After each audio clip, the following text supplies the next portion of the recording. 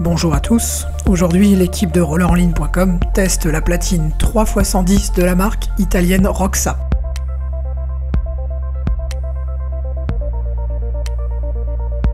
C'est l'un des rares modèles du marché en slalom vitesse à pouvoir se monter indifféremment sur un anthrax de 165 mm ou un anthrax de 195 mm. Pour ce test, nous l'avons équipé de roues Rolex X-Bird en 100 mm aux extrémités et en 104 mm au centre, afin d'avoir une configuration en banane. Ainsi, nous gagnons en maniabilité entre les plots. Nous l'avons utilisé essentiellement en slalom vitesse, mais également en randonnée urbaine. Longue de 243 mm, la platine Roxa 3x110 avoisine la taille des châssis de slalom freestyle classique.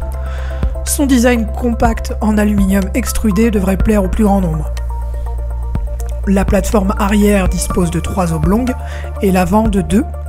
Autant de choix possibles qui vous permettront des réglages plus fins, surtout si vous possédez une chaussure de vitesse avec un pas de vis coulissant à longue. Malgré l'absence de pont de renfort supplémentaire entre les parois, la platine s'avère plutôt solide grâce à des parois assez épaisses au niveau des plateformes qui s'incurvent ensuite vers le bas pour créer des renflements dans l'axe central de la platine. Cette structure est un gage supplémentaire de rigidité pour le châssis. Malgré tout, la souplesse relative des extrémités permet de conserver une bonne maniabilité entre les plots. Notez bien que les deux roues arrière sont en retrait par rapport à la roue avant. Oscar Briex, qui a fait les tests avec nous, est l'un des meilleurs slalomeurs de vitesse français à l'heure actuelle. Il constate les avantages et les inconvénients de cette configuration. Selon lui, cela donne davantage de maniabilité et cela permet d'aller plus vite entre les plots. En revanche, cela demande également d'être assez précis sur le point d'appui du pied porteur. En effet, une position trop en avant sur la pointe ou trop en arrière sur le talon n'est pas bonne. Le positionnement du poids devient donc de plus en plus stratégique, mais quand on est bien placé, le gain de vitesse est notable.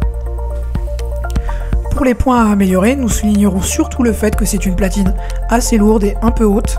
Toutefois, elle reste très réactive et nerveuse entre les plots. Pour ses points forts, notons également et surtout son double anthrax pour l'utiliser avec n'importe quel type de boot, son esthétique sobre et élégante et enfin ses possibilités de réglage. Cette vidéo vous a plu? Nous vous invitons à vous abonner à la page YouTube de rollerenligne.com et à faire un don pour soutenir l'assaut. Les liens sont dans la description. Merci à tous et à la prochaine fois.